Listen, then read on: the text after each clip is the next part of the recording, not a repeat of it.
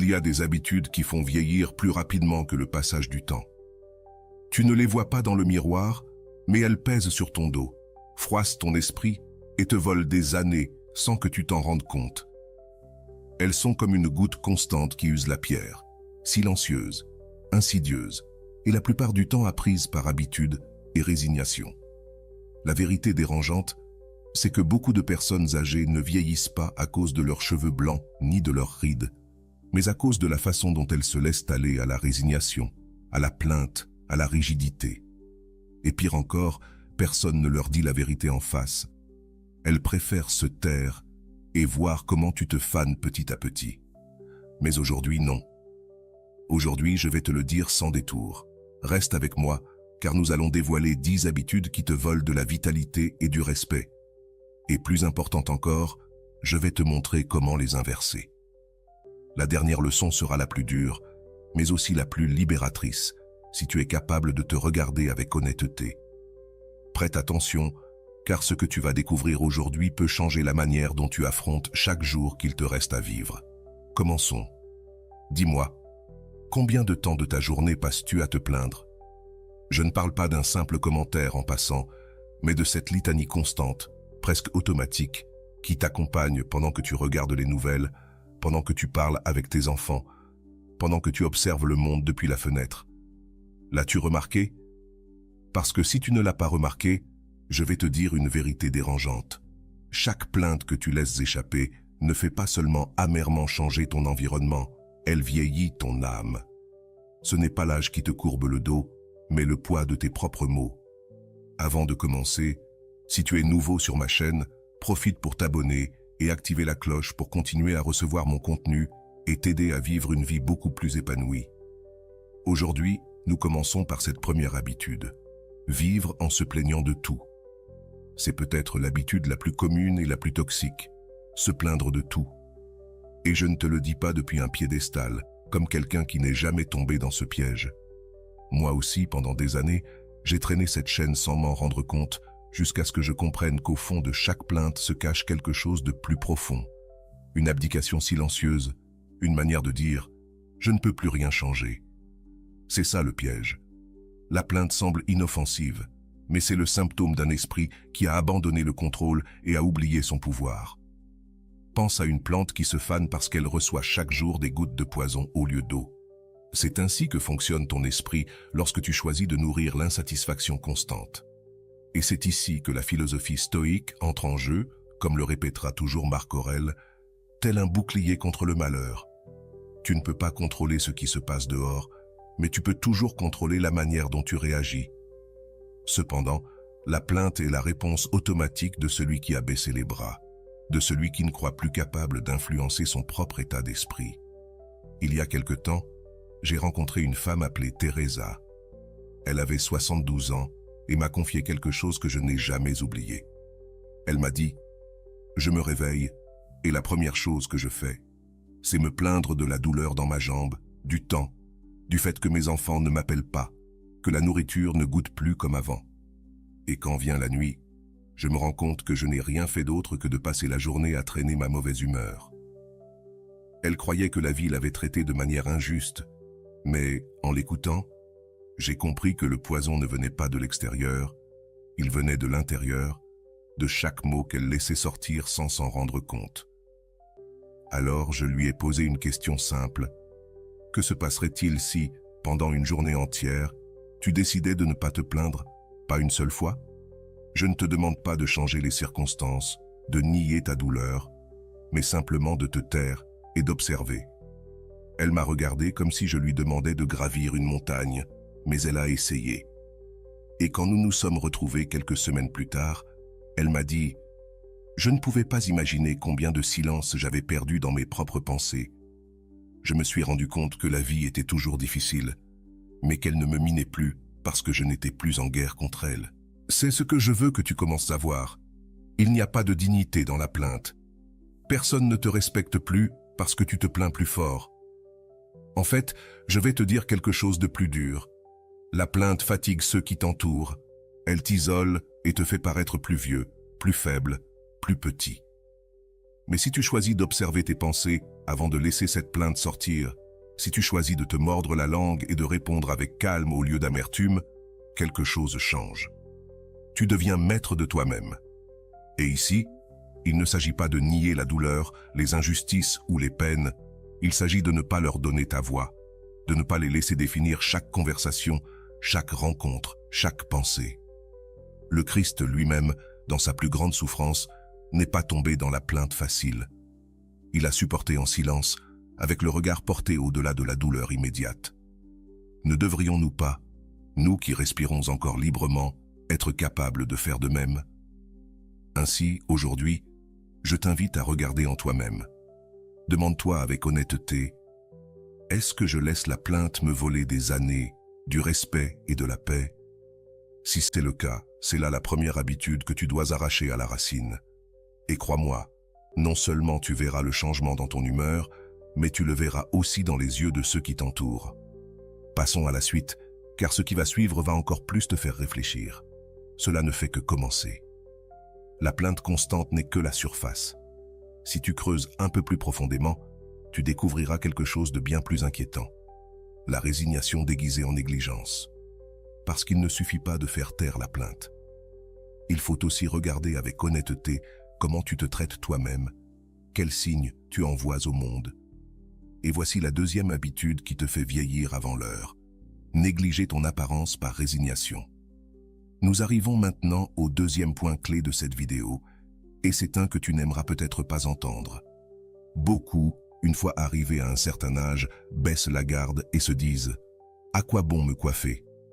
À qui cela sert-il » Ils laissent leurs cheveux devenir négligés, leurs vêtements rester les mêmes encore et encore sans prêter attention. Leur posture se voûte, leurs gestes se durcissent. Et soudain, sans qu'ils ne s'en aperçoivent, ils ne portent plus seulement les années naturelles, mais le poids visible de leur renoncement. Ne confonds pas cette négligence avec l'humilité. Ce n'est pas de la spiritualité d'être négligé. Et ce n'est pas de la sagesse de négliger ton corps et ton image. C'est dans beaucoup de cas, le signe que tu as cru à un mensonge dangereux. Peu importe comment je me présente, mon temps est passé. Cette croyance est empoisonnée. Elle affecte non seulement comment tu te vois, mais aussi comment tu te sens. Et pire encore, elle influence comment les autres te traitent. L'image que tu projettes dit au monde si tu te respectes encore, si tu es encore présent, si ta vie a toujours un but. Pense à ceci. Chaque matin, quand tu décides de sortir de chez toi sans prendre soin de toi, sans passer 5 minutes devant le miroir, tu envoies un message silencieux, non seulement aux autres, mais à ton propre esprit. Tu lui dis « Je ne suis plus une priorité ». Et quand tu t'habitues à ce message, peu à peu, il devient une prophétie accomplie. Tu commences à agir comme quelqu'un qui n'attend plus rien de nouveau, comme quelqu'un qui n'a plus rien à offrir. Sénèque parlait de l'importance de la tenue extérieure, pas par vanité, mais parce qu'elle reflète l'ordre intérieur. Ce n'est pas superficiel de s'arranger, c'est un acte de respect pour soi. Quand tu te lèves, que tu prends une douche, que tu choisis des vêtements propres, que tu te peignes avec soin, que tu ne le fais pas pour les autres, tu le fais pour toi. Tu dis à ton esprit, « Aujourd'hui je suis encore là, je suis encore aux commandes. » Et crois-moi, cette attitude est contagieuse. Les gens réagissent différemment quand ils sentent que quelqu'un prend soin de lui-même, qu'il n'a pas baissé les bras. Je me souviens du cas d'un homme que j'ai rencontré lors d'une conférence il y a des années, Monsieur Julio, 75 ans, veuf et retraité. Il m'a dit, avec une certaine tristesse, « Avant, je me souciais de mon apparence. Maintenant, à qui cela sert-il » Avec incrédulité, il n'a pas compris immédiatement, mais ensuite, il a commencé par quelque chose de simple. Chaque dimanche, il repassait une chemise et la portait, même s'il n'avait pas de visiteurs. Peu de temps après, ce petit geste s'est étendu à sa routine quotidienne. Quelque chose a changé dans son regard, dans sa manière de parler. Ce n'est pas que le temps ait reculé, mais il a cessé de traîner l'ombre de l'abandon. Il est important que tu comprennes que le corps et l'apparence ne sont pas seulement un emballage. Ce sont une extension visible de ta volonté, de ta discipline, de ton respect de soi. Et quand tu choisis de les ignorer, tu envoies un message à l'univers. Je suis en train de me rendre. Mais quand tu les soignes, Même avec de petits gestes, tu réaffirmes que tu es toujours le protagoniste de ta vie, même d'un point de vue spirituel. N'est-ce pas ce que la Bible dit, que nous sommes des temples vivants? Et comment traites-tu un temple? Avec négligence, avec mépris? Bien sûr que non, tu le maintiens propre, ordonné, digne, non pas pour impressionner les autres, mais pour honorer ce qu'il représente. Alors, la prochaine fois que tu penses qu'il n'a plus d'importance comment tu te vois, arrête-toi. Demande-toi si tu n'es pas en train de renoncer à toi-même trop tôt. Parce que tant que tu respires, ta présence mérite d'être respectée, et cela commence par toi. Ce qui vient après te fera remettre en question encore plus de choses.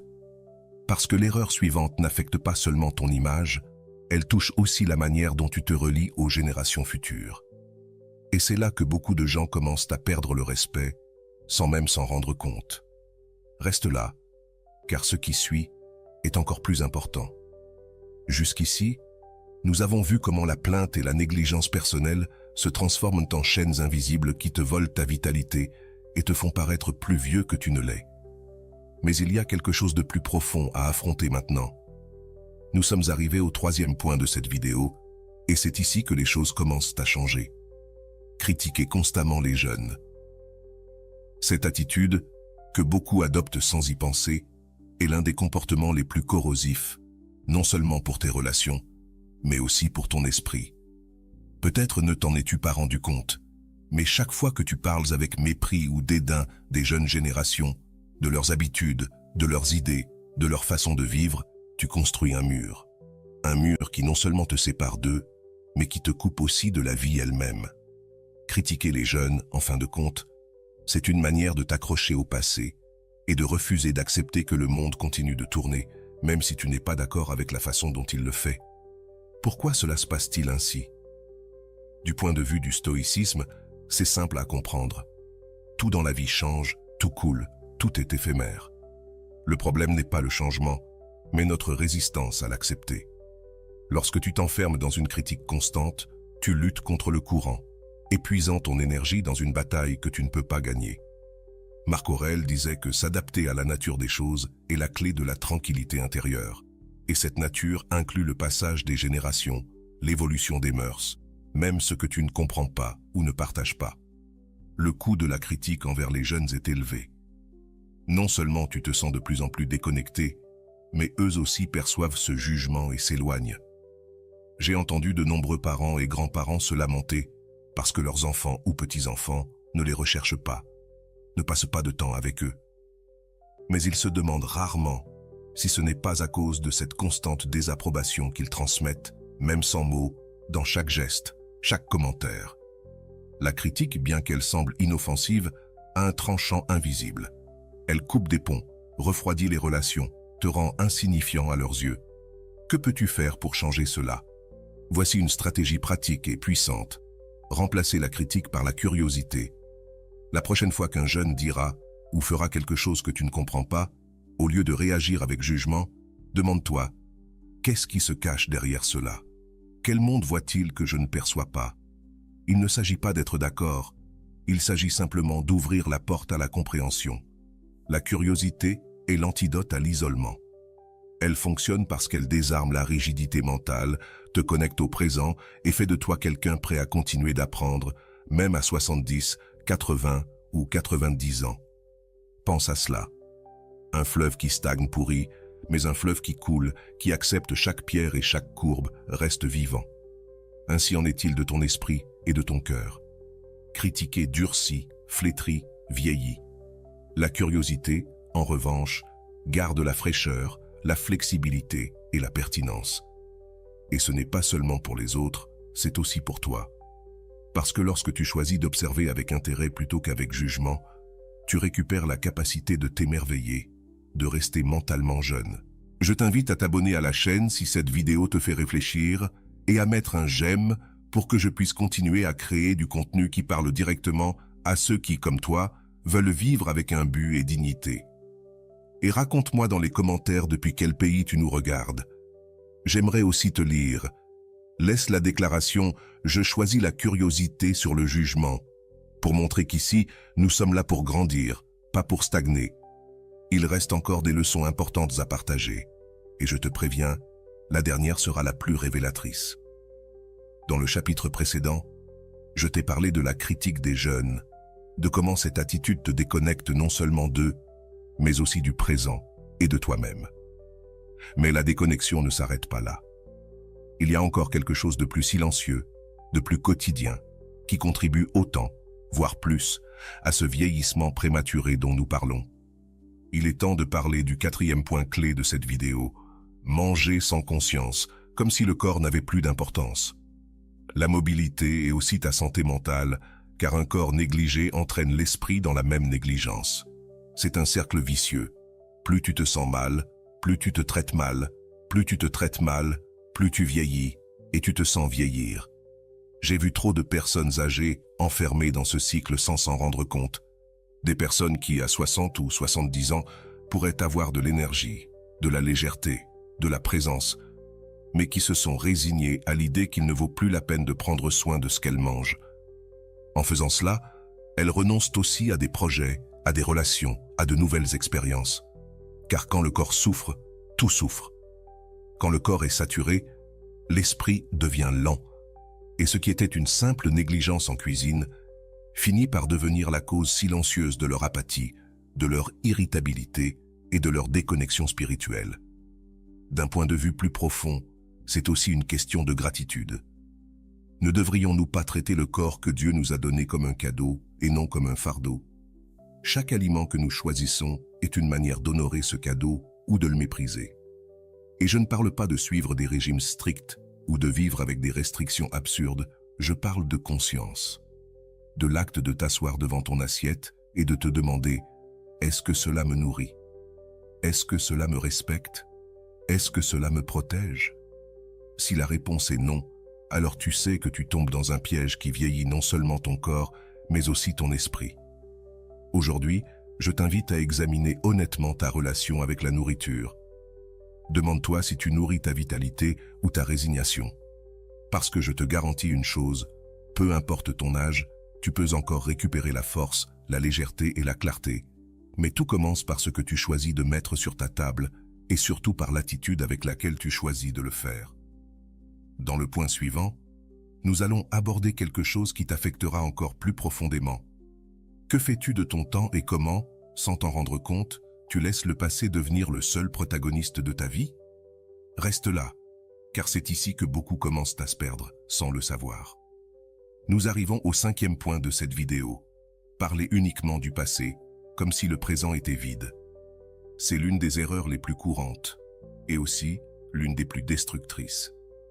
Combien de fois t'es-tu surpris à raconter encore et encore les mêmes histoires d'il y a 30 ou 40 ans? Combien de réunions deviennent un défilé d'anecdotes anciennes pendant que le présent reste silencieux, comme s'il n'y avait plus rien de digne d'être raconté?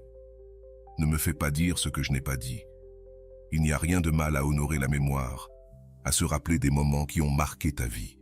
Mais lorsque le passé est la seule chose qui occupe tes conversations, tes pensées, tes journées, alors tu es devenu une ombre de toi-même.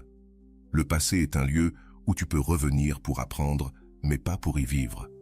Pourtant, trop de personnes âgées en font leur seule résidence. Et en faisant cela, elles commencent à vieillir non seulement le corps, mais aussi l'âme. Pourquoi cela se produit-il? Parce que le passé est confortable. Là, il n'y a plus d'incertitude, pas de risque, pas de possibilité d'échec. Mais cette confortabilité est celle qui t'endort, qui te coupe et, ce qui est encore plus grave, qui te rend irrélevant pour le présent. C'est dur à dire, mais c'est la vérité. Personne ne veut entendre éternellement les mêmes histoires. Et quand tu t'installes dans ce passé, tu commences à perdre le respect et l'attention des autres. Même si personne ne te le dit directement, tes enfants, tes petits-enfants, tes amis se déconnectent petit à petit, non pas parce qu'ils ne t'aiment pas, mais parce qu'ils voient que tu as cessé de vivre ici et maintenant. Persister dans cette erreur a des conséquences réelles et dévastatrices. Non seulement tu perds des opportunités de créer de nouveaux souvenirs, mais tu nourris aussi le sentiment qu'il n'y a plus rien à découvrir. C'est un cercle vicieux. Plus tu parles d'hier, moins tu vis aujourd'hui, et moins tu vis aujourd'hui, plus tu as l'impression qu'il ne te reste qu'hier. Voilà comment naît la frustration, le sentiment de dépendance, la perte du respect de soi et des autres. Tu deviens un musée de toi-même, et avec le temps, ce musée devient solitaire, poussiéreux et silencieux.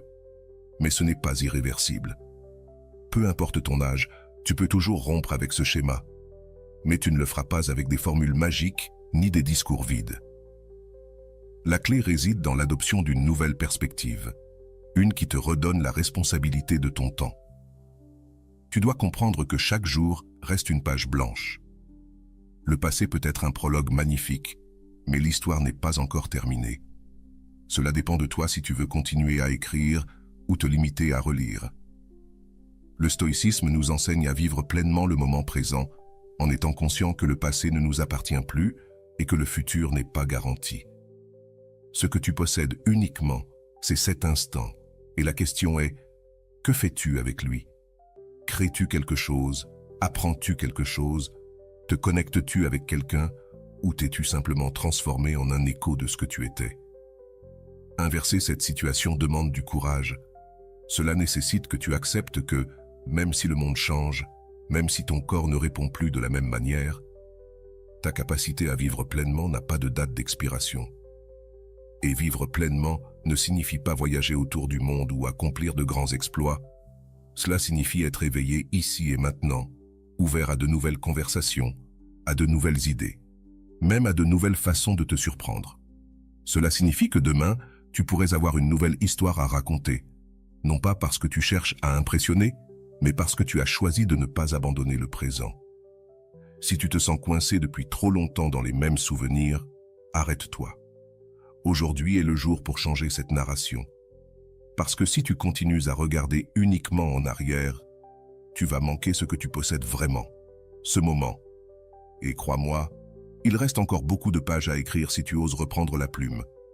Ce qui suit dans cette vidéo te montrera à quel point il est facile de rester attaché à des personnes et à des situations qui te drainent la vie sans même t'en rendre compte. Ne t'en va pas, cela devient encore plus profond. Dans le chapitre précédent, je t'ai invité à ne plus vivre piégé dans le passé, à réveiller le présent avant qu'il ne te file entre les doigts.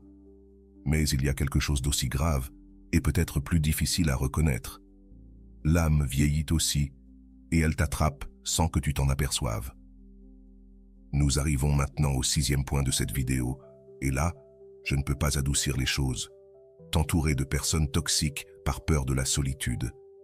Je veux que tu imagines cela. Imagine-toi dans une pièce, assis, entouré de voix qui ne t'écoutent pas, de visages qui ne cherchent qu'à obtenir ce qu'ils peuvent de toi, de paroles qui se terminent toujours par des plaintes, des exigences ou des manipulations. Il n'y a pas de gratitude, pas de soutien authentique.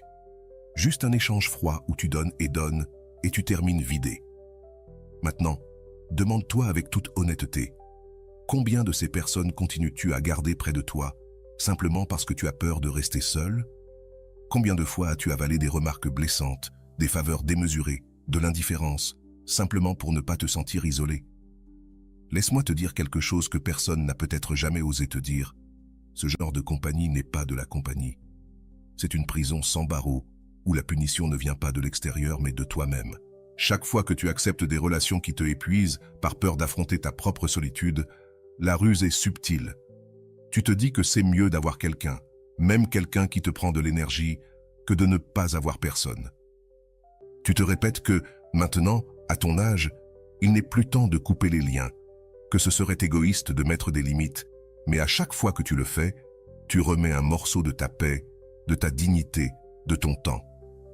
Et le pire, tu alimentes l'épuisement émotionnel qui, avec les années, se transforme en frustration, en fatigue chronique, en une sensation amère que la vie te doit quelque chose. Et tant que tu restes dans cette dynamique, le respect des autres disparaît aussi, car la vérité, aussi dure soit-elle, est la suivante. Les gens perçoivent quand tu ne te valorises pas toi-même. Si tu permets qu'on t'utilise, qu'on te minimise, qu'on te manipule, tôt ou tard, tu seras traité comme quelqu'un de superflu, comme une présence qui est là seulement par obligation. Je veux que tu penses maintenant à la possibilité inverse. Visualise-toi en train de faire de la place, de couper ces branches mortes, même si, au début, cela semble te laisser seul. Imagine-toi dans le silence. Oui, mais un silence qui ne pèse pas, un silence qui t'appartient. C'est là que tu commences à ouvrir de l'espace pour des relations authentiques, pour des personnes qui ne te cherchent pas pour ce que tu donnes, mais pour qui tu es. Et même si, au début, cet espace peut sembler vide, il est sacré, car c'est là que tu récupères ton énergie, ton identité, ta clarté. Le stoïcisme nous enseigne qu'il est préférable d'être seul que mal accompagné. Sénèque l'a dit sans détour. Le sage préfère sa propre compagnie à celle de ceux qui le contaminent. Je vais te dire quelque chose de plus. Dans la foi, nous comprenons cela aussi. Même le Christ cherchait le retrait. Il s'éloignait de la foule pour se retrouver avec lui-même et avec le Père. Comment n'aurais-tu pas le droit, voire l'obligation, de faire de même? Si tu persistes à t'entourer de personnes qui t'épuisent, ne sois pas surpris si la vie devient plus lourde, si chaque jour commence avec un fardeau que tu ne sais pas d'où il vient. Il vient de là, de ne pas avoir le courage de lâcher prise. Mais tu peux encore inverser la tendance. Je ne promets pas que ce sera facile, je ne promets pas que ce sera immédiat, mais je t'assure que c'est le premier pas vers une vieillesse avec respect, dignité et une véritable paix intérieure. Dans le prochain chapitre, nous verrons comment un changement simple mais radical dans ta mentalité peut te redonner l'énergie et la vitalité que tu pensais perdues. Reste avec moi, car nous n'avons pas encore fini de secouer ces vieilles idées. Tout ce dont nous avons parlé jusqu'à présent va dans une seule direction. Récupérer le contrôle, arracher de racines ces habitudes qui peu à peu t'ont volé ta vitalité et ton respect de soi. Je t'ai parlé de l'importance de lâcher les relations toxiques, même si ça fait mal. Mais laisser partir ce qui te draine n'est pas suffisant si, à l'intérieur, tu continues à nourrir des idées et des attitudes qui te fanent. Nous avons maintenant atteint le 7e point de cette vidéo, et peut-être que c'est le plus difficile à accepter. Croire qu'apprendre n'est plus pour toi. Croire que tu ne peux plus apprendre est sans doute l'un des pièges les plus dangereux et silencieux. Et pire encore, c'est l'excuse parfaite. Je suis trop vieux, je n'ai plus la tête pour ça. Tu te dis, à quoi bon? C'est pour les jeunes. Mais permets-moi de te le dire clairement, sans détour. Chaque fois que tu penses ainsi, tu creuses ta propre tombe en vie. Parce que, lorsque tu arrêtes d'apprendre, quand tu décides que cela ne vaut plus la peine de découvrir, d'explorer, de te tromper, ce que tu dis vraiment, c'est que tu as renoncé à continuer de vivre, même si tu continues à respirer. Je veux que tu t'arrêtes un moment et que tu observes avec honnêteté comment cette mentalité s'immisce dans ton quotidien. Combien de fois t'es-tu refusé à essayer quelque chose de nouveau, par peur de paraître maladroit? Combien de fois as-tu évité de poser des questions, de t'inscrire, de t'impliquer, simplement parce que tu crois que c'est déjà trop tard? Cette voix dans ta tête, ce n'est pas de la prudence, c'est de la résignation déguisée en maturité. Et chaque fois que tu l'écoutes, tu te fais plus petit, plus prévisible, plus vieux. Le stoïcisme n'a jamais suggéré que l'apprentissage avait une date de péremption. Marc Aurèle, dans sa vieillesse, continuait à écrire, à observer, à se remettre en question, parce qu'il comprenait que tant qu'il y avait de l'air dans ses poumons, il y avait une possibilité de grandir. Et je vais te dire quelque chose de plus. Ne pas apprendre, ne pas explorer, c'est aussi un manque de gratitude. Parce que si tu es encore ici, si la vie t'a accordé un jour de plus, qui es-tu pour décider qu'il n'y a plus rien à recevoir ou à apporter? Les conséquences de tomber dans cette erreur sont évidentes. L'esprit s'endort, les conversations deviennent répétitives, ton monde se rétrécit, et le pire, c'est que ton estime de soi s'effondre en silence. Car au fond, tu sais que tu ne profites pas de ce que tu as encore.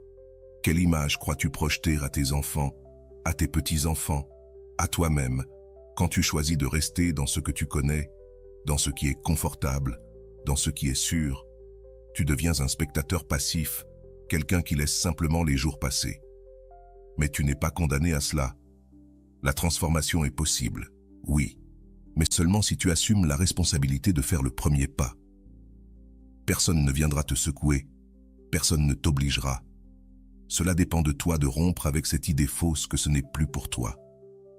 Aujourd'hui, demain, n'importe quel jour où tu décides, tu peux apprendre quelque chose de nouveau, même quelque chose de petit, mais quelque chose qui te redonnera cette étincelle, qui te sortira de la monotonie. Arrête de chercher des excuses. Tu n'es pas trop vieux pour grandir. Tu es trop vieux pour continuer à remettre à plus tard ce qui te fera te sentir vivant. Et c'est ici que tu sépares ceux qui vieillissent avec dignité de ceux qui se laissent simplement abandonner. Qu'est-ce que tu vas choisir? Parce que le temps continue de courir, et la décision, même si elle te fait mal, a toujours été dans tes mains. Je te l'ai dit avant, il ne suffit pas de vouloir apprendre, de désirer changer. Si tu continues à traîner des idées vieilles qui t'enchaînent dans le chapitre précédent, il est devenu clair que la résignation mentale est le précurseur d'une vieillesse triste et vide. Mais ce n'est pas seulement l'esprit qui s'empoisonne avec cette passivité, ta manière d'agir, ta manière de te lier avec le monde aussi. Nous avons maintenant atteint le 8e point de cette vidéo, et il est temps de parler sans détour d'un autre comportement qui te vieillit sans que tu t'en rendes compte. T'accrocher au contrôle et ne rien déléguer. As-tu remarqué comment, avec les années, beaucoup ressentent le besoin de tout contrôler, depuis la manière de faire les choses à la maison jusqu'à la façon dont les autres devraient se comporter? Tu crois que personne ne fera les choses aussi bien que toi, que tout doit passer par tes mains, tes yeux, ton approbation. Mais ce que tu ne vois pas, c'est que ce désir de contrôler chaque détail ne te fatigue pas seulement. Il t'enferme, il te transforme en prisonnier d'une routine lourde, rigide, où il n'y a de place ni pour la légèreté, ni pour la confiance. Et cette charge constante, crois-moi, te vieillit aussi. Le problème, c'est que le contrôle donne une fausse sensation de sécurité. Tu te dis que tant que tu supervises tout, rien ne s'effondrera. Mais c'est une illusion dangereuse, car le monde ne fonctionne pas ainsi. Les gens ne fonctionnent pas ainsi. Vouloir tout contrôler est une recette sûre pour la frustration, pour la rigidité mentale, pour la fatigue. Et ce n'est pas seulement ton corps qui paye le prix, c'est ton humeur, ta capacité à profiter du moment, ta relation avec ceux qui t'entourent. C'est là que beaucoup tombent dans le piège sans même s'en rendre compte. Ils disent que c'est par responsabilité, par amour, mais derrière tout cela, il y a une autre vérité. La peur. Peur de lâcher prise, peur que les choses changent, peur de perdre de la pertinence. Et tant que cette peur domine, tu restes esclave de tes propres exigences. Résultat, tu deviens une personne difficile, intransigeante, inflexible. Les autres le remarquent, et peu à peu, ils commencent à s'éloigner, à te laisser seul dans ta tour de contrôle, tandis que tu te consumes à essayer de tout maintenir. Alors, que peux-tu faire maintenant? La réponse est inconfortable mais claire. Lâche quelque chose aujourd'hui. Une tâche, une décision, un espace que tu as toujours voulu contrôler. Délègue, même si au début cela te met mal à l'aise. Permets à d'autres de faire les choses à leur manière, même si ce n'est pas exactement comme tu le ferais toi-même. C'est un acte de foi, mais aussi le respect, la foi, en le fait que le monde ne s'effondrera pas si tu n'es pas derrière chaque chose, le respect de ta propre paix mentale et de l'autonomie de ceux qui t'entourent. Le stoïcisme est clair à ce sujet. Tu ne contrôles pas tout, tu ne contrôles que ton esprit, ton attitude, ta volonté. Vouloir tout contrôler, c'est lutter contre la réalité même, et cette lutte n'a qu'une issue, l'épuisement, le vieillissement, la solitude. La mentalité nécessaire pour lâcher prise n'est pas de la passivité, c'est de la confiance mûrie, c'est comprendre que tu n'as rien à prouver à personne en surveillant chaque détail. Ta valeur ne réside pas dans ce que tu fais, mais dans ce que tu sais lâcher sans perdre ta sérénité. Et ne t'attends pas à ce que ce changement se fasse tout seul, simplement parce que tu y penses. C'est une décision consciente à prendre chaque jour. Demande-toi chaque matin, qu'est-ce que je peux déléguer aujourd'hui? Quelle charge puis-je lâcher? Parce qu'à moins de faire de la place, tu resteras piégé dans la prison que tu t'es construite. La responsabilité t'incombe seule. Personne ne viendra t'enlever ce poids si tu ne choisis pas de le lâcher. Et il y a encore plus à dire, parce que même si tu commences à lâcher prise, si tu maintiens certains schémas dans ta vie quotidienne, tu continueras à vieillir plus vite que tu ne le penses. Ce qui suit touche l'un des habitudes les plus invisibles et dangereuses que tu as pu traîner sans le savoir pendant des années. Reste avec moi, car c'est là où beaucoup finissent par sombrer sans s'en rendre compte. Le refus de changer tes habitudes, même si elles ne te servent plus. C'est l'excuse la plus courante. C'est comme ça que je suis. J'ai toujours fait les choses ainsi. Tu te le répètes avec force, comme si c'était un bouclier. Mais laisse-moi te le dire clairement. Cette phrase n'est pas une affirmation de ton identité, c'est une condamnation à l'immobilisme. C'est la manière la plus habile de ton esprit de justifier l'inertie, de rester attaché à ce que tu connais, même si ce connu est en train de t'éteindre petit à petit. Combien de fois as-tu suivi la même routine quotidienne? Te lever, faire exactement la même chose, interagir avec les mêmes personnes, parler des mêmes sujets, et au final, te sentir vide, frustré, même irrité, sans rien faire de différent? Et puis tu te dis que c'est normal, que tu es à un âge où on ne change plus. Mais cette pensée est un mirage conçu pour te maintenir à l'aise et épuisé. Le vrai problème n'est pas d'avoir une routine. Le problème est que tu es devenu esclave de celle-ci, même si elle ne te nourrit plus, même si tu sens qu'elle te pèse plus qu'elle ne t'apporte. Tu t'es convaincu que la changer serait trop d'efforts, que tu n'as plus l'énergie pour ça. Mais c'est là que l'auto-illusion devient évidente. Ce n'est pas un manque d'énergie, c'est un manque de décision. Parce que le confort tue plus de rêves et plus de dignité que n'importe quel obstacle extérieur. À chaque fois que tu choisis de faire la même chose, même si cela ne te sert plus, tu remets ta propre vie à plus tard. Et chaque jour où tu la remets à plus tard, tu vieillis un peu plus. Non pas à cause des années qui passent, mais à cause des opportunités que tu laisses mourir sans même les essayer. Tes habitudes ne font pas partie de toi, ce sont des outils. Et comme tous les outils, si elles ne remplissent plus leur fonction, tu dois avoir le courage de les remplacer. Le stoïcisme est clair. La seule chose permanente, c'est le changement. S'accrocher à des habitudes qui ne te servent plus, c'est aller à l'encontre même de la nature. C'est vouloir figer la vie dans un moule qui ne convient plus. Mais la vie ne s'arrête pas. Et tu sais ce qui se passe quand tu t'arrêtes? Le temps te traîne avec lui, mais sans que tu sois le protagoniste de quoi que ce soit. Aujourd'hui, je veux que tu sois brutalement honnête avec toi-même. Quelle partie de ta routine répètes-tu uniquement parce que tu l'as toujours fait ainsi, même si elle ne te donne plus de joie, de paix, ni de but?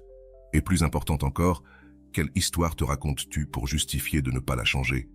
Ces justifications ne sont que des excuses que tu t'es données pour ne pas te déranger. Et tant que tu continueras à les accepter, tu resteras exactement au même endroit. Il n'y a pas de formule magique pour briser ce cycle, il n'y a que la décision. Demande-toi, qu'est-ce que je peux modifier aujourd'hui, même de manière minime, pour me prouver que je garde le contrôle de ma vie? Parce qu'à moins que tu oses faire ce mouvement, tu continueras à vieillir davantage intérieurement qu'extérieurement. Et crois-moi, ce qui vient ensuite touche le dernier et le plus dangereux des habitudes, celui que beaucoup ne remarquent même pas, mais qui finit par tout éteindre. Ne t'arrête pas maintenant, ce n'est pas fini. Nous en sommes arrivés jusque-là, à démanteler un par un ces habitudes qui te volent des années de respect et de vitalité. Mais je sais ce que tu penses. Peut-être que tu ressens la flamme du désir de changer, d'ajuster ses habitudes, de lâcher les relations qui te pèsent, de t'ouvrir à de nouvelles expériences. Cependant, la véritable épreuve n'est pas seulement de prendre la décision de changer, c'est de la maintenir. Parce que la majorité des gens n'échouent pas dès le premier essai, mais dans ce recul silencieux, quand, après quelques jours ou semaines, ils retombent dans les mêmes comportements. C'est là qu'entre en jeu le 10e et dernier point de cette vidéo. Parler constamment de maladies et de douleurs, comme si tu n'étais qu'un corps. C'est bien plus dangereux qu'il n'y paraît. Ce n'est pas simplement que ton corps vieillit, cela est inévitable, c'est une part de la nature. Mais sans même t'en rendre compte, tu transformes chaque douleur, chaque mal-être, chaque visite chez le médecin au centre de ta vie. Tu te définis par tes mots, et ainsi, ton identité se réduit à une liste de souffrances. Et que se passe-t-il quand tu te définis ainsi? Le reste du monde commence à te voir de la même manière, comme un corps usé, une série de limitations, une personne qui n'a plus rien à offrir sauf ses plaintes de santé. Et le plus triste, c'est qu'une fois que tu t'es installé dans ce discours, il devient presque impossible d'avancer. Peu importe les changements que tu aies faits dans tes habitudes, dans tes relations, dans ta mentalité. Si chaque conversation, chaque pensée revient toujours à tes douleurs, tu seras toujours ancré dans le même endroit. Cette habitude te fait vieillir plus vite que n'importe quelle maladie réelle, car elle affaiblit non seulement ton corps, mais aussi ton esprit. Alors, comment éviter de tomber dans ce cercle? La stratégie est brutalement simple, mais elle exige de la discipline. Décide aujourd'hui même que ta santé ne sera pas le centre de tes conversations ni de ton identité. Fais-toi la promesse que même avec des douleurs, tu ne permettras pas à celle-ci de devenir le centre de ta vie. Il ne s'agit pas d'ignorer les problèmes ni de faire semblant d'être fort à l'extérieur. Il s'agit de ne pas permettre à ton corps, avec ses limitations, de définir ta valeur. Marc Aurèle, malgré les maladies qui l'ont accompagné pendant des années, n'a jamais fait de ses souffrances son étendard. Parce qu'il comprenait que tant qu'il pouvait gouverner son esprit, il restait maître de lui-même. C'est là que tout se joue. La douleur physique peut être présente, mais tu choisis si tu veux en faire le centre de ton existence, ou si tu choisis de te concentrer sur ce que tu contrôles, ton attitude, tes actions, ta capacité à contribuer. C'est là où beaucoup reculent. Ils changent de comportement un moment, commencent à apprendre quelque chose de nouveau, à améliorer leurs relations. Mais un mal de tête, un petit inconfort, un diagnostic, les ramènent à ce discours de victime. Tu ne peux pas t'offrir ce luxe. À chaque fois que tu retombes dans cette conversation, dans cette vision limitée, tu te renies. Voici la traduction et réécriture du texte avec la ponctuation appropriée et les paragraphes. Le respect, la foi en le fait que le monde ne s'effondrera pas si tu n'es pas derrière chaque chose. Le respect de ta propre paix mentale et de l'autonomie de ceux qui t'entourent. Le stoïcisme est clair à ce sujet. Tu ne contrôles pas tout. Tu ne contrôles que ton esprit, ton attitude, ta volonté. Vouloir tout contrôler, c'est lutter contre la réalité même, et cette lutte n'a qu'une issue, l'épuisement, le vieillissement, la solitude. La mentalité nécessaire pour lâcher prise n'est pas de la passivité, c'est de la confiance mûrie. C'est comprendre que tu n'as rien à prouver à personne en surveillant chaque détail. Ta valeur ne réside pas dans ce que tu fais, mais dans ce que tu sais lâcher sans perdre ta sérénité. Et ne t'attends pas à ce que ce changement se fasse tout seul, simplement parce que tu y penses. C'est une décision consciente à prendre chaque jour. Demande-toi chaque matin, qu'est-ce que je peux déléguer aujourd'hui? Quelle charge puis-je lâcher? Parce qu'à moins de faire de la place, tu resteras piégé dans la prison que tu t'es construite. La responsabilité t'incombe seule. Personne ne viendra t'enlever ce poids si tu ne choisis pas de le lâcher. Et il y a encore plus à dire, parce que même si tu commences à lâcher prise, si tu maintiens certains schémas dans ta vie quotidienne, tu continueras à vieillir plus vite que tu ne le penses. Ce qui suit touche l'un des habitudes les plus invisibles et dangereuses que tu as pu traîner sans le savoir pendant des années. Reste avec moi, car c'est là où beaucoup finissent par sombrer sans s'en rendre compte. Le refus de changer tes habitudes, même si elles ne te servent plus. C'est l'excuse la plus courante. C'est comme ça que je suis, j'ai toujours fait les choses ainsi. Tu te le répètes avec force, comme si c'était un bouclier. Mais laisse-moi te le dire clairement, cette phrase n'est pas une affirmation de ton identité, c'est une condamnation à l'immobilisme. C'est la manière la plus habile de ton esprit de justifier l'inertie, de rester attaché à ce que tu connais, même si ce connu est en train de t'éteindre petit à petit. Combien de fois as-tu suivi la même routine quotidienne? Te lever, faire exactement la même chose, interagir avec les mêmes personnes, parler des mêmes sujets. Et au final, te sentir vide, frustré, même irrité sans rien faire de différent. Et puis tu te dis que c'est normal, que tu es à un âge où on ne change plus. Mais cette pensée est un mirage conçu pour te maintenir à l'aise et épuisé. Le vrai problème n'est pas d'avoir une routine, le problème est que tu es devenu esclave de celle-ci, même si elle ne te nourrit plus, même si tu sens qu'elle te pèse plus qu'elle ne t'apporte. Tu t'es convaincu que la changer serait trop d'efforts, que tu n'as plus l'énergie pour ça. Mais c'est là que l'auto-illusion devient évidente. Ce n'est pas un manque d'énergie, c'est un manque de décision. Parce que le confort tue plus de rêves et plus de dignité que n'importe quel obstacle extérieur. À chaque fois que tu choisis de faire la même chose, même si cela ne te sert plus, tu remets ta propre vie à plus tard. Et chaque jour où tu la remets à plus tard, tu vieillis un peu plus. Non pas à cause des années qui passent, mais à cause des opportunités que tu laisses mourir sans même les essayer. Tes habitudes ne font pas partie de toi. Ce sont des outils. Et comme tous les outils, si elles ne remplissent plus leur fonction, tu dois avoir le courage de les remplacer. Le stoïcisme est clair. La seule chose permanente, c'est le changement. S'accrocher à des habitudes qui ne te servent plus, c'est aller à l'encontre même de la nature. C'est vouloir figer la vie dans un moule qui ne convient plus. Mais la vie ne s'arrête pas. Et tu sais ce qui se passe quand tu t'arrêtes? Le temps te traîne avec lui, mais sans que tu sois le protagoniste de quoi que ce soit. Aujourd'hui, je veux que tu sois brutalement honnête avec toi-même. Quelle partie de ta routine répètes-tu uniquement parce que tu l'as toujours faite ainsi, même si elle ne te donne plus de joie, de paix ni de but? Et plus important encore, quelle histoire te racontes-tu pour justifier de ne pas la changer? Ces justifications ne sont que des excuses que tu t'es données pour ne pas te déranger. Et tant que tu continueras à les accepter, tu resteras exactement au même endroit. Il n'y a pas de formule magique pour briser ce cycle. Il n'y a que la décision.